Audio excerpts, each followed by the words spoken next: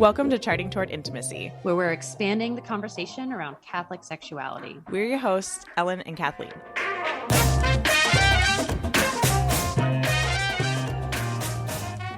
Welcome back to another Charting Toward Intimacy episode. I'm Ellen. And I am Kathleen.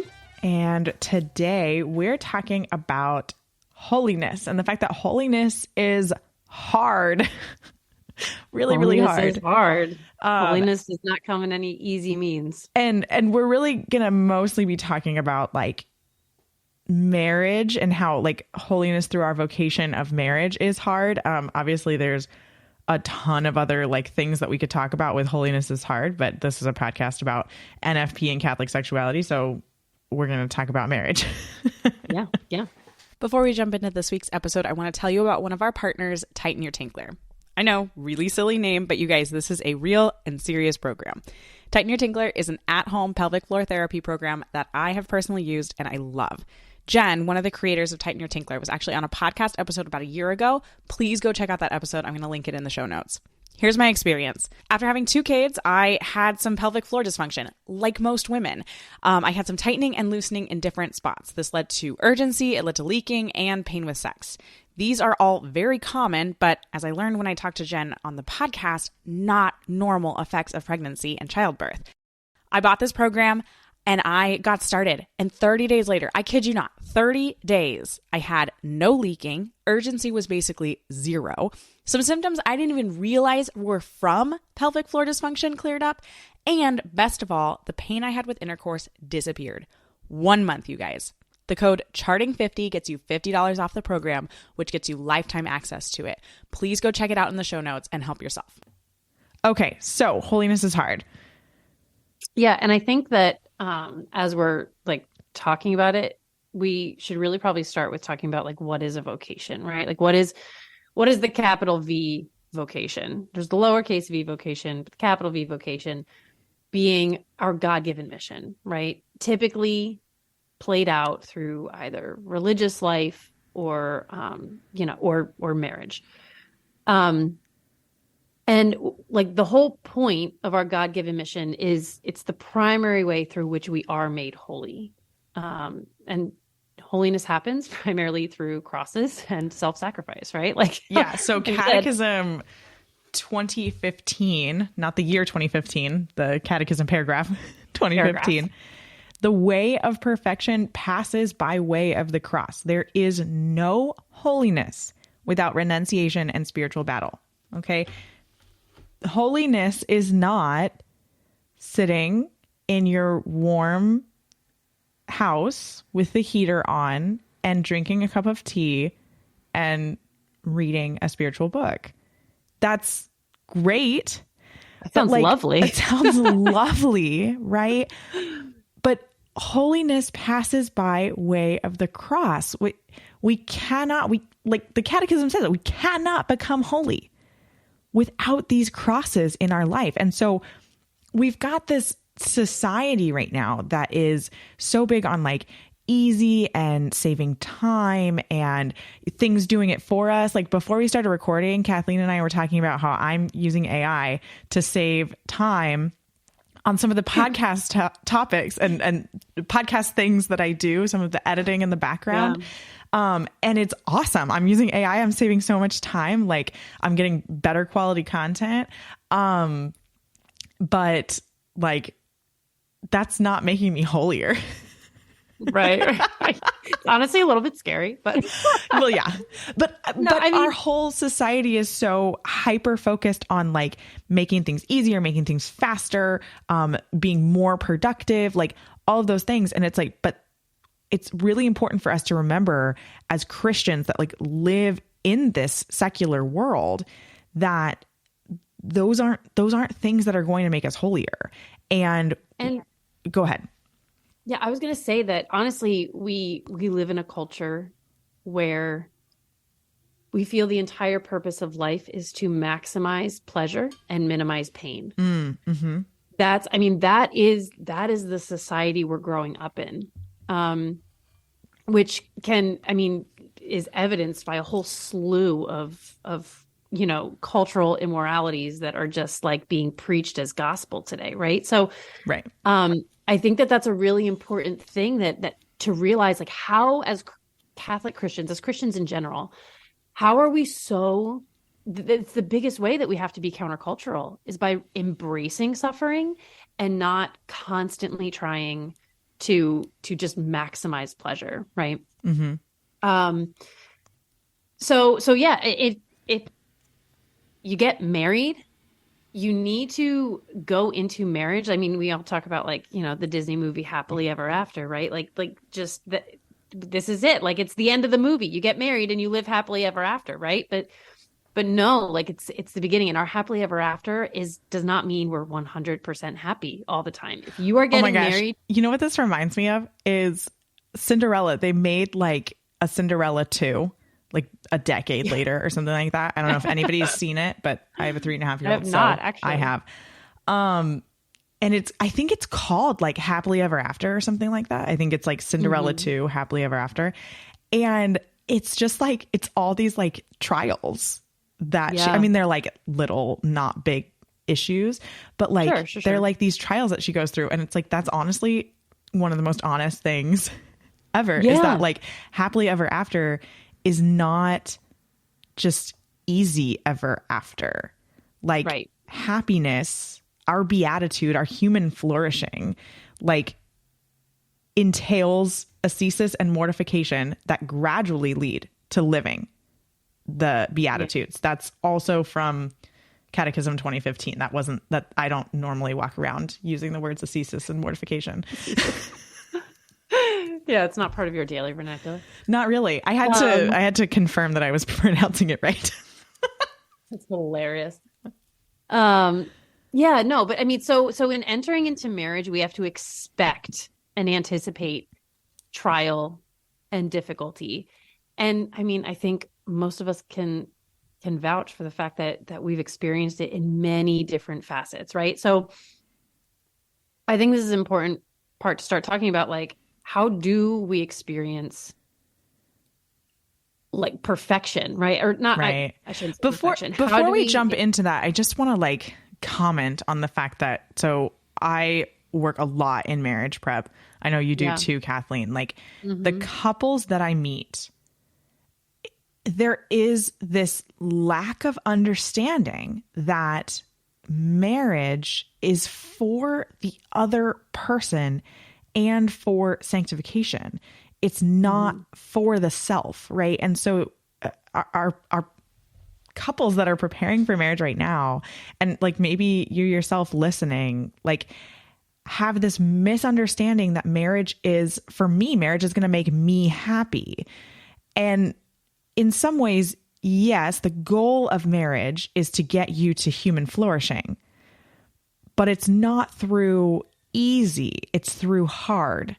It's through the cross. The church, the bride, goes the way of the bridegroom. The bridegroom died on the cross and then went to heaven, right? So we have to go through the cross. We're recording this like in Holy Week right now. It's true. Yeah. So on my mind right now. Yeah. And I mean, you know, like we marry for love, right? Like we get married, we are in love, we talk about love, but like, what does Christ tell us that the greatest love is to lay down your life for a friend, right? Or to lay down your life for the other. So literally within the definition of love is trial and sacrifice.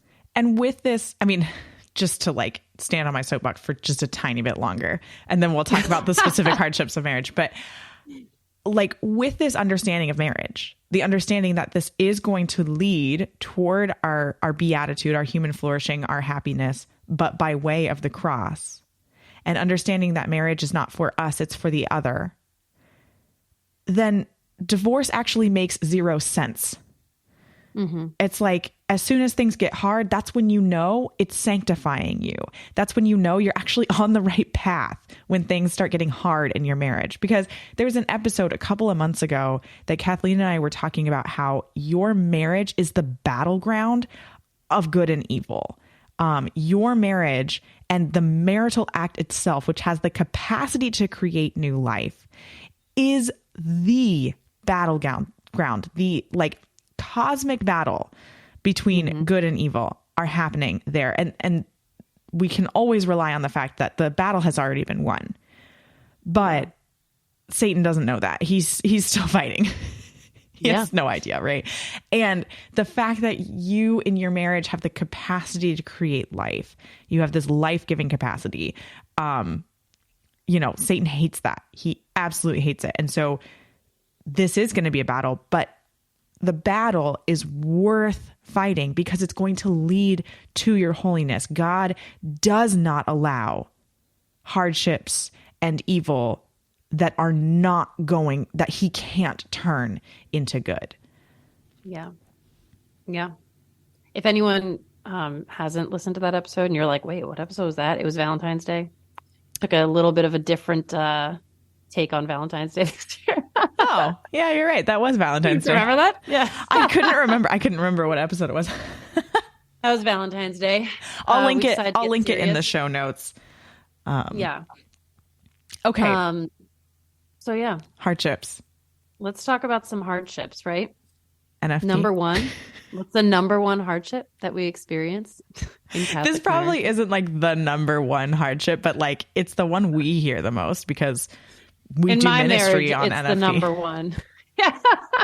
My marriage, it's the number one hardship. I'll be real with you all.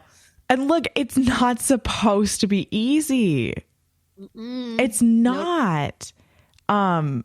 Learning it's not easy, right? Like I was just teaching a couple that like we got to the third session, which is the final session in the series that I do. And they were like, we still don't understand. Like you've been teaching us for 6 hours now. Like, and I'm like, well, it's okay. That's why we have like 6 months of follow up. For sure. Right. But like learning, it's not easy. It's a lot of info that's being thrown at you. And even observing, like learning your observations, learning how to like interpret your observations, like that takes practice. Right. I mean, it took me like a couple years to realize like the various types of mucus, right? To like actually begin to confidently recognize them. Yeah. Getting the habits in place, like all of those things, those are hard. Now, these are like lower level hardships, right? But right. They're still very much hard. And,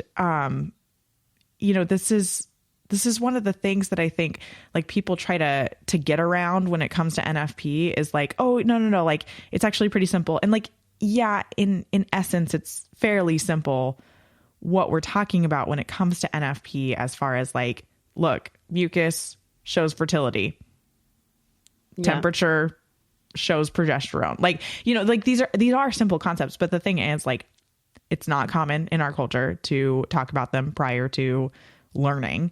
This isn't something that's taught in junior high or high school during sex ed, which it should be.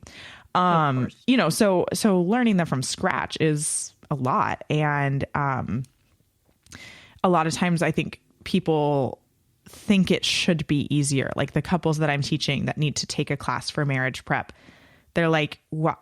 I don't understand why this is so hard. Why isn't there like an app that just tells me what to do?"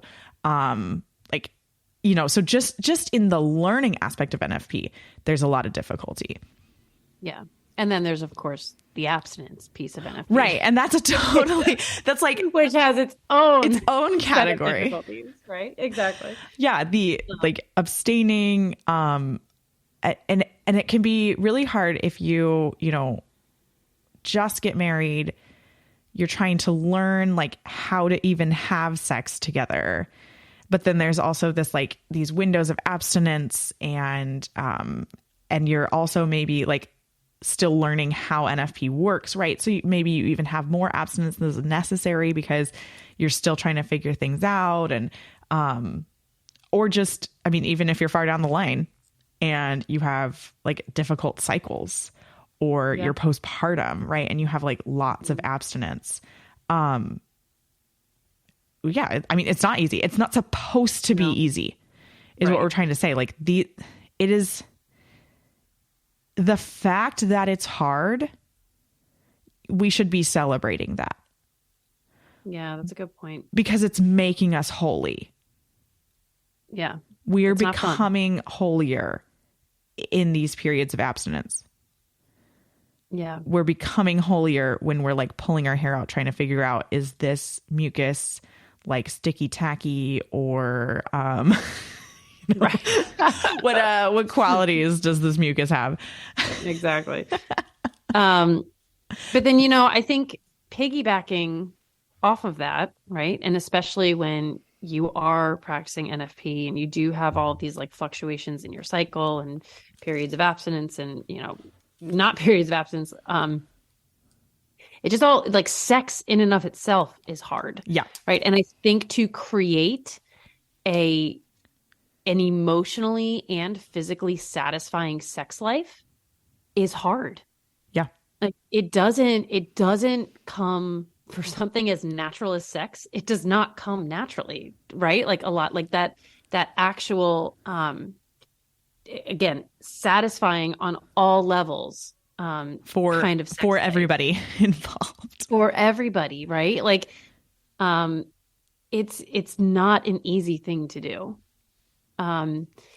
It takes a lot of communication, which in and of itself is hard. Effective communication regarding anything in marriage is hard. Managing money jointly is hard, right? Discernment is hard. Like all of these things that you have that are required, like key elements and components of marriage and family life are hard. And just like, and again, they're not supposed to be easy. right. Yeah. Right? Not yelling at your kids isn't supposed to be easy. Mm-hmm. Or well, I mean, real if that's hard. your cross, like, I mean, maybe. How many times did I just yell at my kids this morning before we got on? Stop touching your brother! Stop it! Don't touch each other! Don't touch each other. You're gonna have to play in a different room. Literally what I said. Yep. But it's these things are crosses because they're supposed to be crosses. I think so many times I hear people who are just like, it's not supposed to be this hard. And actually, yeah, it is supposed to be this hard. It literally is. Literally I is. say that a lot. I do say that a lot. It's not supposed to be this hard. Right? I say it too. Oh my gosh. No, as soon as that came out of my mouth, I was like, oh shoot. You're like, oh wow, yeah, wait. Ooh. I need to check myself. Right. But I mean, I've done that. I've been like sitting on the kitchen floor after like something really frustrating happened with the kids and just kind of like yelling out to God, like, what is going on here? It's not supposed to be this hard. And it, Yeah. Yeah. it is. Like, oh, guess what? Guess what? And that doesn't mean we're supposed to just sit back and like let the hard things happen without doing anything about them. Like, yeah. Well, if there's ways that you can, mitigate the hardness, right? Take like just parenting and what we're talking about, like with yelling at the kids or whatever, like there's books, there's classes, there's courses, right? You can work toward making those things easier. But again, like you work toward it, you put in effort, and work is not easy. It's not supposed to be easy. And so like, it's not that you just have to like sit back and go, okay, my life is hard and it's just going to be hard. Which is true. But like you should be actively engaging in the hardness and going, okay, how can I grow in holiness in this time? And what does my growth look like for me? Like I was just having a conversation with my spiritual director about something really similar. And she was just kind of like, yeah, like this is something really hard for you, but like maybe your path to holiness through it is actually through like taking some classes in it, right? Or like getting some books and like reading and learning and growing. Like maybe it's not just white knuckling it and like trying to do it yourself, which was very eye opening. 100%. Yeah, no. And I think, have you ever heard the phrase, work like it all depends on you, but pray like it all depends on God? I haven't heard that phrase, but I like it. Yeah. So, I mean, like you're absolutely right. Like we do need to engage. We need to work to perfect ourselves, to sort of like make, to get to a point where things are feeling easier, in whatever these hardships are. But at the same time, like a lot of the times in those hardships, God is like drawing us closer to him. Yep. He's like allowing us to experience hardships so that we come to rely more on him. Yes, exactly. Which is another really important thing, right? Yeah, read the books, do the classes, but don't forget to pray. Yes. Like, don't forget to take it to God, right? Like, all of those things are good. But if we're doing all of those things without consulting Christ, right? Like, without going to God for it and asking him for the grace and the help to persevere and to find the answers and to make it through, I mean, you might just want to work on that. I don't know. Right. Again, work like it depends on you, but pray like it depends on God. It's like a both and. We need both of those things. I love that. I really, really like that a lot. Yeah. But you know what else is really hard? Pregnancy is really hard. Yeah. Right? Pregnancy and birth are really hard. Right? Like, I swear that it's called labor. It is called, for it's a reason. Literally called labor. Yeah. And we're not saying here that like there's anything wrong with like medication or like getting an epidural or like no, that's not what we're talking about at all. We're talking about just the hardness that everyone goes through. Like, you don't, in order to be holy, you don't have to have a natural birth. Right. I mean, maybe you do, right? Like, I think that's very dependent on the person. And wherever God's calling you, right? Right, exactly. What he's calling you to experience. And maybe, in fact, the hard thing for you is accepting that you can't do it on your own. Yeah, that was my lesson. That was very hard for me. Yeah, I'm not strong enough to do this on my own. Nope. Agreed. Yeah, and I think I don't know. Such a cool point is that I forget where I heard it, but women are closest to Christ in that we are closest to God in the sense that we can create in such a physical way, that we have such an important role in like the physical creation. But it also makes sense then that we are closest to Christ in like the giving of our literal bodies, right? Like for labor, for birth, for breastfeeding, like we literally, this is my body given up for you, right? And I will never forget 2 C-sections, right? Like being laid down, like on my back, arms out to my sides in the form of a cross, and being like, wow, this is literally what it is. Yeah. Like, like women especially get out, they're so closely united to Christ in their physical calling as mothers, and through pregnancy and birth, it's like an uncanny similarity. It's pretty incredible. Yeah, definitely. Well, but also, and the similarity of like the way of the cross being labor, and then delivery being, new life is born, right? Yeah. Like we have this way of the cross and resurrection happening. Yeah. Like built into our very beings. It's pretty cool. It's wild. But you know what? And all of that as well, like kind of like going back to like NFP and all this kind of stuff. I want to talk about accepting children as can also be really hard. Not for everybody, right? Like not everybody finds themselves in the situation. And again, this is like where our vocations and our calling are so unique to each person and to each marriage and each couple.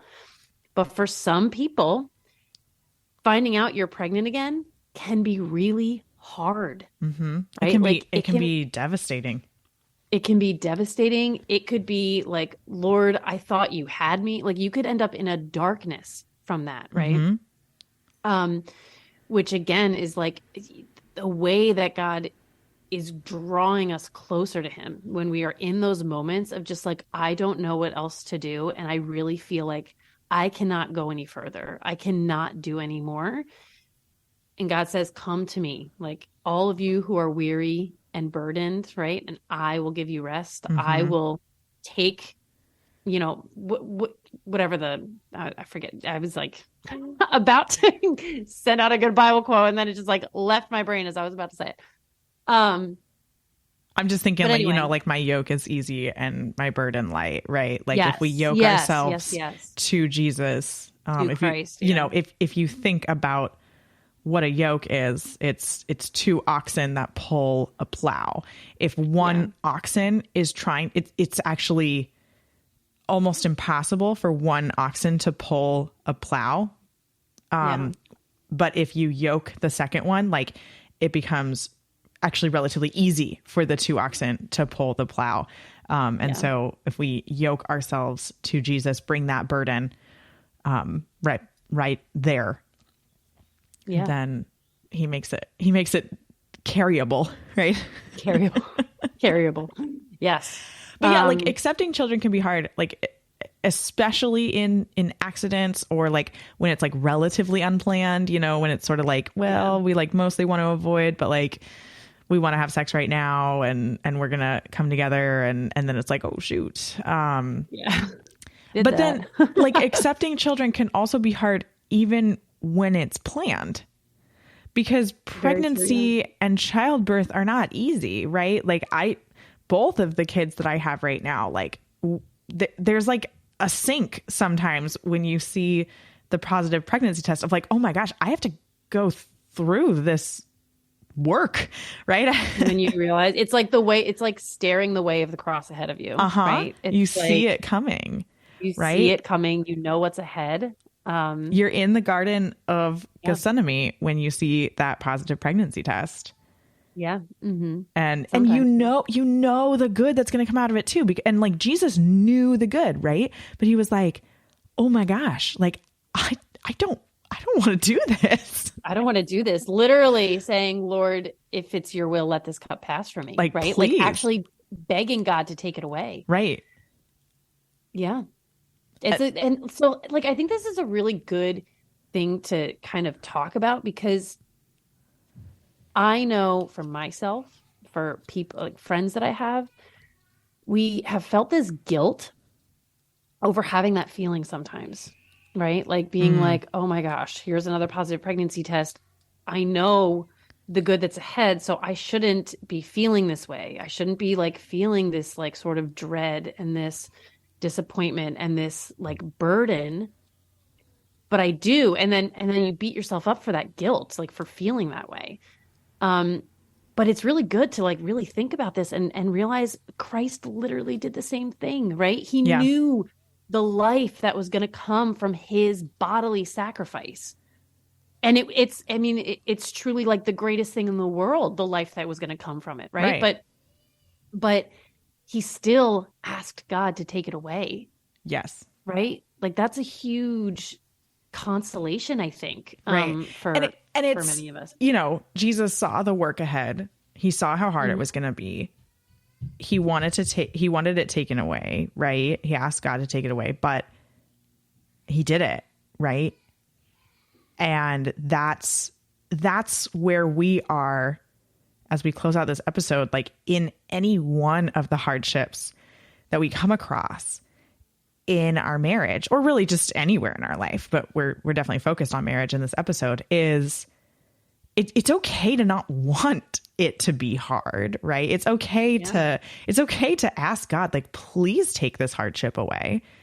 But if it's not taken away, then we got to do the work. You got to roll your sleeves up and you yoke yourself up to Jesus and you go for it and you follow the way of the cross through to the resurrection. Because when you work on these things, when you work on NFP and you learn it, it becomes easier.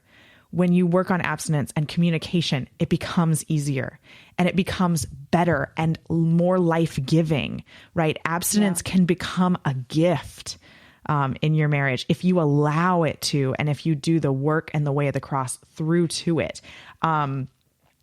Discernment can become such a gift. Parenting can become such a gift. Pregnancy, children, right? Children are a huge gift. Huge. But, we got to stop just like saying, wow, it just shouldn't be this hard. And like, accept, okay, yeah, you know what? This is hard. Lord, I don't want this to be so hard. If it's your will, take it away from me. If it gets taken away, awesome. It was God's will, right? You trusted in the Lord. But I would say probably the majority of the time, it's not going to be taken away because that is there for your sanctification and for your path to holiness. Yeah. So take up your cross, follow him. Thanks so much for listening. If you are not already following us on Instagram, be sure to check us out at Charting Toward Intimacy. And if you listen to podcasts on a platform that gives you the option to rate or review, we'd love for you to do that because it helps us spread the word about the podcast. If you ever have questions, comments, or episode topic ideas, please reach out to us. We love to hear from you. You can reach out on Instagram or send us an email. Our email is in the show notes. Until next time.